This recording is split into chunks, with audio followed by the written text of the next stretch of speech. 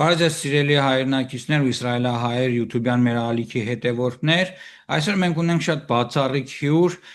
պարոն Դավիթ Մկրտչյանը, հայկական համայնքի Ուկրաինայի շտաբի ղեկավարն է։ Պարոն Մկրտչյան, մեր համար իրոք մեծ պատիվ է այս պատերազմական իրավիճակում ունենալ ձեզ նման հյուր։ Շատ շնորհակալություն, որ ժամանակ կտաք եւ ձեր այդ շատ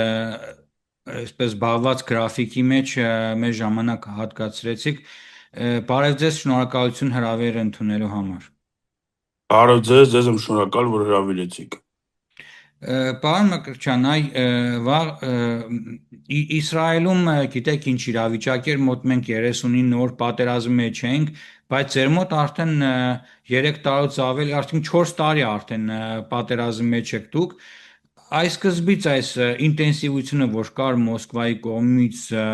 այդ ռեժիմի կողմից նման հրթիռային հարձակումներ, ինչպես էր հայկական համայնքը պաշտպանվում։ Դուք ունեք, ասենք, պատերազմի ժամանակ ձեր ռազմական շտաբը հայերին տեղերում օգնություն ցուցադրելու հետ կապված, ինչպես եք աշխատում, հիմա ինչպես եք աշխատում։ Այդ դեպ ասեմ, որ վաղը լրանում է 4 տարի 2 ամիս, որ արդեն պատերազմի մեջ ենք։ Արտем ջան, բազմիցս անգամ հարցազրույցներում պատմել եմ, եւս մեկ անգամ պատմեմ, ուրեմն տեսեք, պատերազմից մի 15 օր առաջ մոտավորապես մենք հասկանում ենք, որ ինչ որ մի բախում լինելու է, ինչ որ մի այտենց պատերազմական իրավիճակ, ճիշտ ասած բոլորս մտածում ենք դա կարող է տևին ու այտենց մաքսիմում 1 շաբաթ, որովհետև միջև այդ մենք արդեն 6-7 տարի այդ պատերազմական իրավիճակի մեջ էինք արևելքում եւ մենք փորձեցինք արևելքի գտնվող մեր համայնքների հետ մշակել, այսպես ասած, դարոժնա կարտա, որի միջոցով եթե հանկարծ մի բան լինի, որ մենք փորձենք արագ արձագանքենք մեր հայերին տեղահանելու համար, ավելի ապահով ռեգիոններ։ Եվ սկսվեց ամենօրյա աշխատանք, ասեմ ձեզ, սենց մաքսիմալ բոլորը կպան համայնքապետերով, մարզային, հետո շրջանների համայնքապետերով եւ մենք սկսեցինք պատրաստել Ուկրաինայի կենտրոնական մարզերի համայնքապետերի միջոցով, եկեղեցականների, հոգևորականների միջոցով, որ ընդունելու ենք ու արդեն պատրաստ էինք ընդունել մոտ 5000 տեղահանված, ասենք մեր հայերից։ Բայց տենց ստացվեց, որ Ուկրաինայի մեծ մասը հայտնվավ պատերազմական իրավիճակի մեջ, նաև մենք Կիևում գտնվող հայերս, որոնք անգամ պատկերացում չունենք, որ նրանք կարող է 1 օրվա մեջ գան հասնեն Կիև։ Բայց ասեմ, հենց առաջին րոպեից փետրվարի 24-ից 22 թվականից մենք համախմբվեցինք, ստեղծեցինք մի չաթ, ես էի, պարոն դեսպաներ, այն վաղտվա Վլադիմիր Կարապետյանը, մեր սրբազան Մարկոս Հովհաննիսյանը, նախագահ Վիլեն Շատվորյանը, Կիևի նախագահ Նորիկ Գևորգյանը, տենց օպերատիվ մի հատ խումբ ստեղծեցինք, տենց 5 հոգանոց, փորձեցինք մշակենք մեր առաջիկա ծրագիրը եւ հետո արդեն ստեղծեցինք մի մեծ չաթ, որտեղ ներգրավեցինք բոլորին, բոլոր մեր հոգևորականներն էին, մեր համայնքի ղեկավարներն էին, մեր գլխավոր հյուպատոսներ Օդեսայի եւ այլն, մի խոսքով եւ այն հայերը, ովքեր պետության մեջ ինչ որ ազդեցություն ունեն, ասենք իրադարձությունների վրա, ու ասեմ ձեզ, ամսի 24-ի երեկոյան մենք արդեն հստակ ծրագիր ունենք, թե ոնց ենք օգտակար լինելու բոլոր տեղահանվողների, բոլոր չունևորների, կարիքավորներին եւ այլն, ուր ենք տանելու, ոնց ենք անելու, որ առաջի մի քանի օրվա մեջ ցուցադրենք տենց առաջի օգնությունը։ Դրանից հետո արդեն միջիմա ոնց որ սենց հունը գցած գնում ենք այդ պահով, օգնությունը մասսայական շարունակվում է, ասենք արդեն ավելի շատ տեղական մակարդակով, տեղի համայնքի, ասենք իրանց հնարավորություններով, համ բանակին են օգնում, համ տեղի հայերին են օգնում, դեմից շատ դժվար է, որտեղ ոչ մեկս չունենք այտենց փորձ, այդ փորձը ձեռք բերում ենք ամեն օր մեր աշխատանքի շնորհիվ, ասենք համ տեղահանվողներին ենք դիմավորում, ովքեր Եվրոպա են գնում, ճանապարհում ենք, ովքեր Հայաստան են գնում, օգնում ենք, ճանապարհում ենք, Ուկրաինայից ոչ մի տրանսպորտ չէր աշխատում ու միջիմա չի աշխատում, հանում էինք Մոլդովա, ուղարկում էինք, ասենք, Հունգարիա, Սլովակիա, Լեհաստան, որտեղից որ թռիչքներ կային Հայաստան, որտեղ որ ընդունում էին, ասենք, մեր տեղահանված ժողովրդին, փախստականներին, այսպես ասած։ Հետո տեղավորում ենք արևմտյան ավելի խախանդ ռեգիոններում, իդեպ ասեմ, մի քանի ամիս վարձել էինք մի քանի հատ տենց հանգստյան տներ, հա, սանատորիաներ, որտեղ մի առելի քանակի ժողովուրդ ժամանակավոր ապաստարան էին գտե։ Մարդ կար, ասենք 2-3 օր մի քիչ հանգստանում էր դժվար ճանապարհից, հետո շարունակում էր երթը։ Մարդ կար այդ 3 ամիսը տեղել ապրում էին, մինչև սկսեցին հասկանալ, որտեղ են տեղավորվելու, ինչ են անելու։ Մի խոսքով, ամեն ձմեռ ահավոր ստեղ վիճակ կա, մենք չունենք լույս, մենք չունենք ջուր, մենք տենց խնդիրներ ունենք, մենք համ ժողովրդին ենք փորձում օգտակար լինել, համ էլ բանակին տարբեր ակցիաներ ենք արել, ավտոմեքենաներ ենք շատ մեծ քանակի փոխանցել մեր կռվող հերոսների համար, գեներատորները, շարժիչները, որ իրենք հոսանք ունենան եւ այլ, շատ մեծ գործ է արվել է եւ շարունակում ենք։ Շնորհակալություն, իսկ այս ֆինանսական հարցով որտեղից եք հայտայթում այդ միջոցները, դուք անձամբ ասենք ոչ մեկը ասենք միլիարդների հետ գործ չունեք, սովորական աշխատող մտավորական մարդիկ եք, այդ ֆինանսական խնդիրներն ինչպես եք լուծում այդ հսկայական թվով հիմնախնդիրները լուծելու համար։ Արտեմ ջան, միայն մեր ուժերով ասեմ ձեզի, որ այսպես ասած ոչ մեկին չնեղացնելով, մենք տենց մեծ օգնություն ոչ մի տեղից չենք ստացել։ Ամերիկայի Միացյալ Նահանգներից 22 թվականին օգնել են մեր թեմին, հայ առաքելական եկեղեցու ուկրաինական թեմին, Սրբազան Մարկոսը այդ գումարը որ ստացել էր, մեկ էլ Բրիտանիայից էր եղել, Մեծ Բրիտանիայի թեմներ ուղարկե, մենք ցուցակ ենք կազմել մոտ մի 200-300 ընտանիք, որտեղ Սրբազանների միջոցով, այսպես ասած, օգնությունը ձեռ առ ձեռ հասել է այդ ընտանիքներին։ Ուրիշ ոչ մի տեղից ոչ մի օգնություն մենք չենք ստացել, մենք այդ օգնությունը ինքներս Եվրոպայից կամ գնել ենք, կամ ֆոնդերի հետ ենք կապնվել, տեղաշարժումը, ասենք, այդ ավտոմեքենաներով փորձել ենք, ոչ թե փորձել ենք, այլ բերել ենք, հասել ենք Ուկրաինա եւ բաժանել ենք։ Ես որ ասում եմ չենք ստացել, ես նկատի ունեմ, որ մենք չենք ստացել օգնություն, ասենք, հայկական համայնքներից կամ բան։ Միայն թեմն է օգնությունը ստացել, կրկնեմ, Ամերիկայի Միացյալ Նահանգներից եւ Մեծ Բրիտանիայից։ Մնացածը սա այդ ամեն ինչը մեր ուժերով, մեր սեփական ուժերով, Արտем ջան։ Պարոն Մկրտչյան, շատ ցավում եմ իրոք, որովհետև շատ լավ հասկանում եմ, մենք էլ այս վերջերս 39 նոր պատերազմի մեջ ենք եւ ցավոք սրտի այ համացանցում այնպիսի մաղձ, այնպիսի ասենք վատ ցանկանում են, որ հայերը այստեղ մեռնեն մի խոսքով, ասենք չեն անու հայկական համայնքին մեղադրում են, ասենք հայկական համայնքին մեղադրում են, թե ինչու դուք հարձակվեցիք Իրանի վրա, ասենք նման հարցերով պատկերացրեք ինչ վիճակի մեջ ենք մենք նայել, էլ չեմ խոսում ընդհանրապես օգնության մասին եւ այլն, երբ որ պատերազմը ավարտվեց, դուրս եկանք փողոց, սկսեցինք նայել, թե որս ինչ ենք տուժել, ասենք հասարակ բան այդ պայթող կասետային հրթիռների պայթյունից ամբողջ մեր շենքերի կտուրներին տեղադրված այդ ջրային համակարգերը, ջրատաքացուցիչները ամբողջը փշրված եւ այլն, այլ մեքենաների, այսինքն նյութականի մասին մենք Իսրայելի հայերս ընդհանրապես չենք խոսել, մեր համար ամենակարևորը մարդկային կյանքերի ուրեմն պահպանումներ, այ կասեք քանի հայ ունեք հիմա Ուկրաինայում, այս ասացիք որ բավական մեծ թվով նաև հայեր լքել են, տարբեր եվրոպական երկրներ են գնացել, Հայաստան են նաև գնացել, ինչքան մոտավորապես ձեր հաշվարկով հիմա հայ ունեք։ Արտем ջան, տեսեք, ուրեմն մինչև 14 թվականը Ուկրաինայում գրանցված է եղել մոտ 550,000 քաղաքացի եւ մոտ 50,000 ժամանակավոր կացություն ունեցող բնակվող հայերի թիվ ա եղել։ Ուրեմն քանի որ Ղրիմը անջատվավ, ասենք հայտնվավ օկուպացիայի տակ, արևելյան մեծ հայաբնակ ռեգիոնները հիմա հայտնվեցին օկուպացիայի տակ, մեր պատկերացումով առաջվա տվյալներով, որ մենք ունենք, որ ռեգիոնում ինչքան են, մոտավորապես 200,000 հայ, 170-ից 200,000 հայ մնացել է այն կողմը։ Հիմա նայեք, մեծ հոսք կար հայերի դեպի Եվրոպա արդեն 22 թվականին։ Նու մեր պատկերացումով մենք դեռ 250-ից 300,000 պետք է լինենք։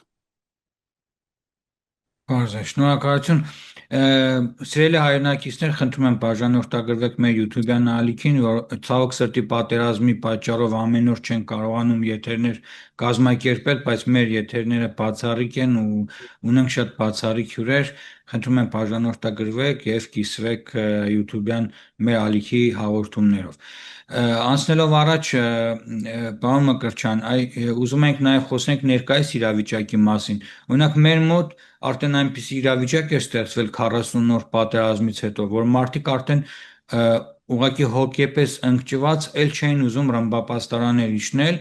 որովհետև օրական կտրվածքով կան շրջաններ, որտեղ 26-27 անգամ օրական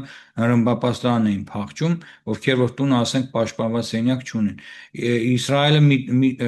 կարելի է աշխարհում համարել առաջին պետությունը բնակչության ռմբապաստարանների քաղաքապաշտպանության, կոնկրետ SMS ենք ստանում, գիտենք ինչքան րոպե կա, ասենք Իրանից թե Լիբանանից հրթիռը Իսրայել կամ ԱԹՍ-ն հասնելու հետ կապված։ Այ Ուկրաինայում դուք պատերազմի առաջին ամիսը, որ անցկացրեցիք, արդեն շատ եմ հետաքրքրվել, անկեղծ ասած, ընկերներս պատմել են Ուկրաինայից, որ արդեն մարդիկ կարծես թե այսպես արդեն մատների արանքով են նայում այդ հրթիռահարումներին, մնում են տանը ու նաև զոհեր են գրանցվում։ Ունեք կոնկրետ թիվ, թե այս 4 տարիների ընթացքում, 4 տարի 2 ամիս, այսպես ասենք, ընդհանուր զոհերի թիվ ինչքան է մեր հայկական համայնքում եղել։ Արտем ջան, հաստատված զոհերի թիվը 102 հոգի են։ Հաստատված ես ասում եմ այն փաստով, որ որևէ մարզի, ասենք, ռեգիոնում, որտեղ որ թաղվել է հայ, մասնակից եղել համայնքից ինչ որ մեկը։ Ես դա տենց եմ համարում հաստատված զոհերի թիվը 102 հոգին են, որից 22-ը դա անմեղ զոհերն են, այսպես ասած, հասարակ ժողովուրդն է, որը հիմնականում արևելքում, Դոնբասում այդ առաջի այդ 2 ամսվա պատերազմի վաղտ զոհվեցին իրենց բնակարաններում կամ դուրսը ինչ որ միտեղ գտնվելուց, երբ որ հրթիռակոծվում էր, այդտեղ ժողովուրդը զոհվել է։ Մնացածը մեր հայ զինվորներն են, ովքեր պայքարում են իրենց երկրի կռվում են, պայքարում են, այո, իրենց երկրի համար, իրենց երկրի զինված ուժերի կողմից։ Պարոն Մկրտչյան, իսկ ձեր մոտ հիմա այդ հոգեբանական վիճակը, որ տագնապ եք ստանում, SMS ստանում եք, ինչ եք ստանում, գիտեք, որ տագնապ է, թիկունքի ծառայություն Ուկրաինա ինչպես է աշխատում, եւ դուք ասենք ձեր երեխաներին, ձեր ընտանիքներին ինչպես եք էվակուացնում տագնապի ժամանակ, թե մարդիկ ուղղակի հոգնել են 4 տարվա ընթացքում, մնում են տանը, որտեղ ասենք հրթիռն ընկավ, այ ինչպես եք այս հարցը կարգավորում։ Տեսեք, ասեմ, ուրեմն իհարկե SMS ստանում ենք պետության կողմից, հետո կան բազմաթիվ Telegram-ի ալիքներ եւ այլ, որոնք բավականին արագ վայրկյանների ընթացքում գրում են, որ ինչ որ անգամ արդեն կլասիֆիկացված են գրում, որ սա կարող է հրթիռ լինի, սա կարող է ԱԹՍ, սա, Գիտեք ոնց, կենտրոնում ապրող ժողովուրդը, դա կապ չունի հայեն կամ որևէ մի ազգի ներկայացուցիչ, նրանք ունեն հնարավորություն իջնեն մետրո, որտեղ ոնց որ ասած պետական, ասենք, ապաստարաններ է, հա, թաքնվելու տեղեր է, ապահով, հետո կենտրոնում դեռ սովետական միությունից սկսած ունեն հատուկ բոմբոուբեժիշյաններ, հա, այդ հրթիռներից պահպանվող տենց տեղեր, իսկ ավելի նոր ռայոնները, որոնք արդեն սարքվել են 90-ականներից հետո, նրանք չունեն տենց ապաստարաններ, դրա համար արդեն ժողովուրդը հոգեբանորեն պատրաստ է, ես իմ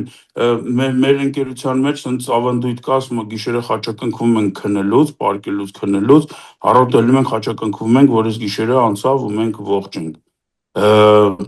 Բոլորն էլ հոգնել են այս իրավիճակից իհարկե, բայց արդեն այն պանիկան չկա, որը մարտ ամսին էր 22 թվականին, որ հենց տագնապը տալիս են, բոլորը հենց ցվրվում են ով ուր, այն վաղտ խանութներն էին փակվում անմիջապես, փողոցը պետքա դատարկվեր եւ այլ եւ այլ։ Հիմա լինում է որ տագնապա, բայց Կիևում այնց խցանումներ են ու բոլորը նստած են իրենց ավտոմեքենաների մեջ, ոչ մեկ չի լքում։ Մեծ առևտրական կենտրոնները իհարկե փակվում են, բայց փոքր խանութները մթերային, իրանք չեն փակվում, իրանք շարունակում են իր գործունեությունը։ Չի կարելի ասել, որ սովորել ենք, բայց արդեն ոնց որ ընդունել ենք այդ ամենօրյա կյանքը ու տենց ապրում ենք։ Շատ ցավալի է իհարկե եւ գիտեք ինչն է նաեւ ցավալի, որ ասենք Ուկրաինայի հայկական համայնքի ղեկավարության հետ ձեր տարբեր շրջաններ 2017-ից մինչև 2000-ական 2020-ական թվականները ես ասենք հանդիպել եմ, երբ որ ասենք Հայաստանում կազմակերպվում էին տարբեր տեսակի Սփյուռք Հայաստան հայկական համաժողովներ կամ լրագրողների հայկական հանդիպումներ, որպես Իսրայելի հայկական փոքրիկ համայնքի ներկայացուցիչ, մասնակցել եմ շատ երկար տարիներ ու ցավոք սրտի ինչքան էլ որ փորձ եղավ, ասենք հայկական համայնքների փոխհամագործակցության միասին աշխատելու, կարծես թե այդ աշխատանքը տեղի չունեցավ։ Իմ օրինակով ասեմ, օրինակ շատ արաբական երկրների ասենք ներկայացուցիչները իմ հետ չեն նստում հաց ուտեին, ասենք հասարակ բան կամ եթե Մերձավոր Արևելքը առանձնացվում էր, ուրեմն Իսրայելը, Հորդանանը միասին էին նստում, Սիրիան, Լիբանանը, ենթադրենք Սիրիան, Լիբանանը, Եգիպտոսը առանձին էին նստում, ասենք Սփյուռքի նախարարությունը, իսկ Իրանը ընդհանրապես ասենք քննադատում էր իմ ելույթները Իրանի ներկայացուցիչներն, այսինքն եւ համահայկական խաղերի ժամանակ, երբ որ նայում ես, ասենք Իրանի, Սիրիայի հայկական թիմերը դուրս են գալիս Ահմեդիջադի, հա, կամ նման, ասենք, պատկերներով, իսկ Իսրայելի հայկական համայնքը ներկայանում էր Երուսաղեմի խաչով, երբևէ Նատանյահուի կամ Էհուդ Օլմերտի նկարներով մենք չենք մտել հայկական համահայկական խաղերին մասնակցենք, այսինքն կար այսպիսի անջրպետ, վերջերս կարծես թե այս անջրպետը մի փոքր վերացել է։ Այ Ռուսաստանի հայերի նախագահի Արա Աբրահամյանի ելույթները որ նայում ուղղակի չեմ ուզում այս հարցին անդրադառնամ, շատ ցավալի է Ռուսաստանի հայության վիճակը, ոչ մեկը նույնիսկ ավելի 24-ին չի կարող ցույց անել կամ գնալ ինչ-որ մի հուշարձանի վրա ծաղիկներ դնել, ցավոք սրտի, որովհետև կամ կբռնեն կփակեն կամ կտանեն կծեծեն այնքան, որ ասենք ճանապարհը մոռանա, ցավոք սրտի Ուկրաինան չես կարող ասենք Ռուսաստանի դիկտատուրայի հետ համեմատել։ Այ ինչ եք կարծում, որպես այդքան երկար տարիներ աշխատած համայնքային կյանքով պատերազմի մեջ այսպես կոփված մարդ, հնարավոր է մեր ասենք թեկուզ պատերազմների մեջ գտնվող հայկական համայնքների հետ կապը սերտացնել, ինչ հեռանկարներ եք տեսնում։ Սա պետք է անենք Հայաստանի հետ միասին, թե նախքան Հայաստանը անելը միասին պետք է աշխատենք, փորձենք մեկս մյուսից օգտակար լինենք։ Մեր մոտ երկու զոհ ունեցանք 2023 թվականից հետո հրտիռը ուղիղ հարվածել էր շենքից մեկին Ռեխովոտում մի տարեց հայկին Երևանից մահացավ, մեկ զինվոր էլ մի հատ էլ զինվոր ունեցանք զոհ 2023 թվականի պատերազմի ժամանակ Ծագումով հայր, մայրը հրեա էր, հայը հայ իսկ նյութական վնասների մասին ընդհանրապես չենք խոսում, գրեթե բոլորս էլ ունեցել ենք բոլոր հայերը, մենք ընդհանուր, եթե վերցնենք խառ ընտանիքներով, ընդհանուր մոտ 10,000-ից ավել չենք հաշվում հայ Իսրայելում, ցավոք սրտի, հայկական համայնքը շատ փոքր է, իսկ ընդհանրապես Իսրայելի քրիստոնեական բնակչությունը 1.9% է, որ դուք պատկերացնեք։ Այսինքն Լիբանանը, Եգիպտոսը, Բահրեյնը, Սաուդյան Արաբիայում ավելի շատ քրիստոնյա է ապրում, քան դեմոկրատիայի օազիս իրեն համարող Իսրայելում։ Պատկերացրեք, հա, սա է իրականությունը, ինչ կասեք։ Ինչ ասեմ, ես նախ ցավակցենք այդ ընտանիքներին, բոլոր ընտանիքներին, ովքեր զոհ ունեն, դա թե լինի Իսրայելում, թե Ուկրաինայում, թե Հայաստանում, Տեսեք, Արտյոմ ջան, ես փորձում եմ համայնքային հարցը չքաղաքականացնեմ, բայց մի փոքր մի բան կնշեմ, 22 թվականի փետրվարի, եթե չեմ սխալվում, 26 թե 27-ին բաց նամակ տեսանք ինտերնետում, այդ սոցցանցերում, որտեղ դիմել էին, այսպես ասած, Ռուսաստանի հայերի միության անդամները Ուկրաինայի հայերին, որ մի խառնվեք ոչ մի իրադարձություններին, Ուկրաինայում կատարվող եւ այլ, եւ վերջում իրանք պնդում են, որ իրանք իրենց նախագահի հետ են, իրենց նախագահի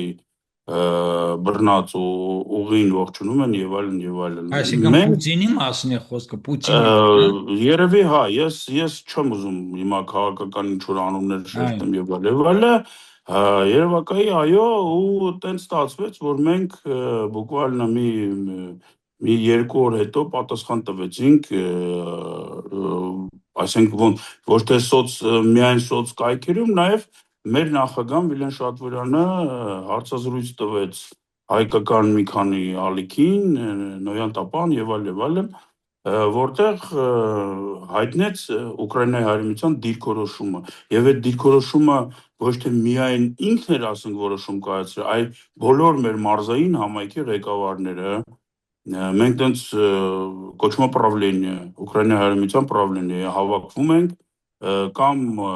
օֆլայն հավաքվում ենք ինչ-որ մի դահլիճում կամ այսպես Zoom-ով հավաքվում ենք եւ քննարկում ենք ինչ-որ հարց, ինչ-որ խնդիր ու գալիս ենք ընդհանուր եզրակացության եւ ունեցանք այդպես դիրքորոշում, որտեղ Վիլեն Շատվորյանը մեր դիրքորոշումը հայտնեց, բավականին մեղմ, լավ, նորմալ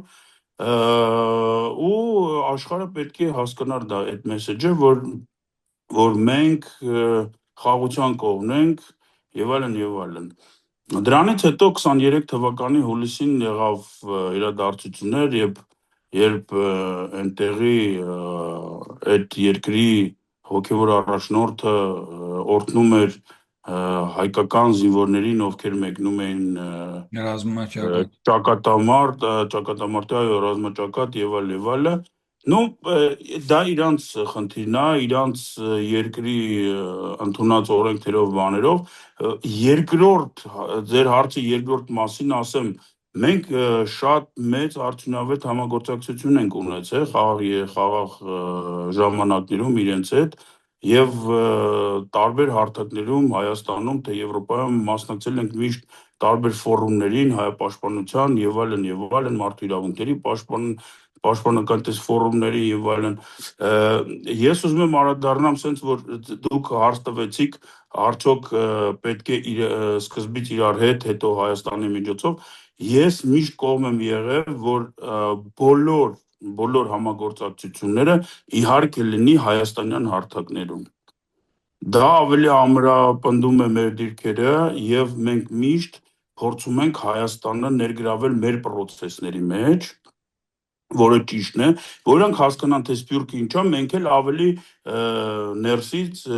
կհասկանանք թե Հայաստանը ինչ է Սփյուռքի համար։ Իհարկե մենք բոլորս այդ հասկացողությունը ունենք, այդ պատկերացումն ունենք, բայց երբ հավաքվում են տարբեր համայնքների առաջատար ժողովուրդը, բարձրացնում են ինչ-որ խնդիրներ, ինչ ունեն, որը Հայաստանը կարա օգնի, որ Հայաստանի խնդրին մենք կարանք օգտակար լինենք, դա շատ արդյունավետ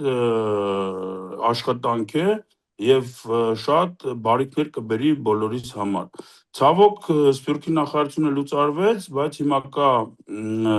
Զարե Սինանյանը, այսպես մեր ներկայացուցիչը, հանձնակատարը, այո, մենք իր հետ լավ կապերի մեջ ենք, անընդհատ կապերի մեջ ենք, աշխատում ենք, որ ասեմ մեծ ծրագրեր ունենք պլանավորած, դեռ ոչ, որովհետև մեր մոտ պատերազմ է, բայց ամեն դեպքում մենք արդեն իր կազմակերպված երկու մեծ խոշոր միջոցառումների այդ համահայկական ժողովների մենք մասնակցել ենք։ Համ 24 թվականն ենք մասնակցել, համ միջև էլ ենք մասնակցել։ Ես կուզենայի, որ իհարկե բոլոր համագործակցությունները ինչքան դա հնարավոր է հայաստանյան կազմակերպած հարթակներով կամ մենք կազմակերպենք Հայաստանում նման միջոցառումներ, որտեղ կարանք մեկս մեկի հետ, բայց դա չի նշանակում, որ հայ-իսրայելական ինչ որ հարաբերությունները չի կարելի երկկողմանի, դուք այցելեք մեզ, մենք այցելենք ձեզ, ինչ որ մի ընդհանուր ծրագրեր մշակենք, օրինակ մի փոքր մեջբերում, ասենք 20 թվի մեր Արցախյան 44 օրվա պատերազմի վաղ Ուկրաինայի հայրենիությունը միակ համաշխարհային համայնքներից միակ ներկայացուցիչն էր, ով օֆիս բացեց Հայաստանում, շտաբ բացեց, մենք շտաբի կարգավիճակով աշխատեցինք մոտ 2 ամիս, պատերազմը վերջացել էր, բայց մենք շարունակում ենք աշխատել եւ մենք Ուկրաինայում հավաքած դրամները փոխանցում ենք Հայաստան, Հայաստանից արդեն Հայաստանում գնում ենք այն ինչը որ պետք էր ռազմաճակատին, մեր բանակին եւ փոխանցում ենք բանակին ու ասեմ ինչ համար ես այս մեջբերումը բերեցի, որովհետեւ Լեհաստանից կային մեր ընկերները, մեր հայերը, ովքեր միջոցներ էին ման գալի, թե ոնց օգտակար լինենք, միացան մեր գործնեության, Կանադայից կային ժողովուրդ, ովքեր միացան Ուկրաինայի հայերի միությանը, չեմ ուզում հիմա մի քանի երկրի անուն տամ, որոնց հետ մենք հիմա լավ չենք, նաեւ այդ երկրներից մեծ բարերարներ միացան մեզ եւ մենք ընդհանուր համագործակցեցինք, որ օգտակար լինենք հայոց բանակին, այդ դրա համար էր այս մեջբերումը։ Հասկացա, մենք էլ անկեղծ ասած եւ Երուսաղեմ հայոց պատրիարքարանը եւ նաեւ մենք բավականին լուրջ, ինչքան որ մեր հնարավորությունները մեր Արցախյան բոլոր պատերազմները, մինչև այս վերջերս 2 ամիս առաջ դեռ Խայֆայի հայկական համայնքը շարունակում էր գումար հավաքել եւ ասենք ազատամարտիկների ընտանիքներին, մինչև այսօր մենք օգնում ենք, այսինքն մինչև 2 ամիս առաջ դեռ ուղարկել ենք օգնություն, տեսեք քանի Հայաստան Այո, Հայաստան ազատամարտիկներին, այսինքն մինչև հիմա էլ մեր համայնքը, հատկապես Հայֆայի համայնքը, մեր հոգևոր հովվի ղեկավարությամբ Տերտիրայրի օգնություն են հավաքում մինչև այսօր, այո, եւ շարունակում են օգնել մարդկանց մինչև այսօր, տեսեք Դե Արտем ջան, 20 23 թվականին, երբ որ սեպտեմբերի 25-26-ին, երբ որ Արցախից սկսեցին դուրս գալ մեր Արցախի ժողովուրդը, մենք արդեն այդ ամսի 22-ից նորից շտաբի գործունեությունը վերականգնել ենք, ես անձամբ այնտեղ էի եւ մենք անձամբ դիմավորել ենք հենց առաջի դուրս եկողներին, անձամբ։ Հետո մեր շտաբը գտնվում էր սկեյթ պարկի տարածքում, դա Երևանում մենք կառուցեցինք 21 թվականին սկեյթ պարկ եւ նվիրեցինք Երևան քաղաքին, Ուկրաինայի հայրենիությունը սարքեց այդ սկեյթ պարկը։ Իդեպ տարածաշրջանում նման բան չկա ոչ մի երկրում, այտենց մեծ շինություն սկեյթ պարկ։ Եվ այդ սկեյթ պարկի տարածքում մեր շտաբի գործունեության միջոցով 2000 ընտանիք մոտ 1.5 ամսվա մեջ օգնություն ստացավ եւ այդ օգնությունը ասեմ ինչ ձև էր, որ ոչ մեկ նման օգնություն չէր տալի, իդեպ պետք է արցախցիներն են նշել դուրս եկող, որ մենք տալիս էինք մահճակալներ, մատրաս, հա, մատրաս ճիշտ է, մահճակալ, Չամարճակալը կրավատնա, անկողին, անկողին, բարձ, աջալներ, մի խոսքով գիգիենայի պարագաներ, նման բան ոչ մեկ իրանց չէր օգնում, իրենց գումար էին հատկացնում, որ այդ ամիջը իրանք գնեն, իսկ մենք գնում ենք եւ փոխանցում ենք այդ ընտանիքներին, որի համար իրանք շատ շնորհակալ են մեզ, 2000 ընտանիք դա քիչ չի ու մենք փորձել ենք օգտակար լինել այդ ընտանիքներին, 2 ամսից ավել այ աշխատել ենք այդ Ուղղակի ուղղությամբ։ բացառիկ է, ես լուրջ եմ ասում, նման կազմակերպված համայնք, նույնիսկ Ամերիկահայությունը, որն ունի շատ ավելի հզոր ֆինանսական միջոցներ, նման ասենք օգնություն ցավոք սրտի չի հատկացրել, իսկ Ուկրաինայի հայերը շտաբերով, այո, ես ամբողջին անկեղծ ասած պարոն Մկրտչյան ծանոթ եմ, խոսել եմ, բավական միշտ անընդհատ հետևում եմ պարոն Մարատ Հակոբյանի հաղորդումներին էլ գիտեմ լավ թե ինչ է տեղի ունենում, ես եղել եմ նաև Ուկրաինայում, իմ տատը հորական նաև ծնունդով Ուկրաինայից է, դրա համար մեկ ամսից ավել եղել եմ Ուկրաինայում ժամանակի 90-ականների վերջին եւ ապրել եմ այնտեղ, այնպես որ գիտեմ Ուկրաինայի հողի ջուրը, ասենք եւ հնարավորությունները։ Շատ շնորհակալ եմ ձեզ այս բացառիկ հարցազրույցի համար եւ նորից հիշեցնեմ, որ մեր հաղորդման հյուրը պարոն Դավիթ Մկրտչյանն է, Ուկրաինայի հայկական համայնքի շտաբի ղեկավարը։ Պարոն Մկրտչյան, վերջին նախադասությունը պատերազմը շատ ցավոտ երևույթ է, շատ մարդասպան երևույթ է։ Մենք էլ այս պահի դրությամբ ունենք շատ հայեր, շատ երիտասարդներ, ովքեր որ զինվորագրված են Ուկրաինայի բանակում եւ նաեւ Իսրայելի բանակում։ Մենք այստեղ էլ ունենք շատ Իսրայելի հայ քաղաքացիներ, երիտասարդների մասին է խոսքը, դե մեր տարիքը արդեն ինձ օրինակ բանակ չեն տանում Իսրայելում, բայց մեր երեխաներն են գնալու եւ այսինքն Իսրայել որպես լինելով տեղի երկրի քաղաքացի պաշտպանելու են նաեւ իրենց երկիրը։ Սա սովորական երևույթ է, ինչ որ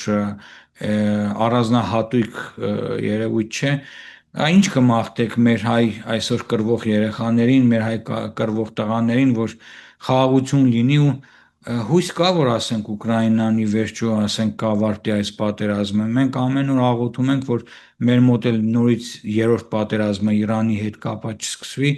Ցավոք սրտի արդեն իսկ կան լուրջ մտահոգություններ, որ օրեր անց լինել է նաև արդեն նոր պատերազմը վերսկսվելու է այս պատերազմը, որովհետև երկու կողմերն էլ այսպես անընդհատ զինվում են։ Ինչ կասեք, ինչ կմաղթեք մեր հայ ժողովրդին, մեր կռվող տղաներին նաև։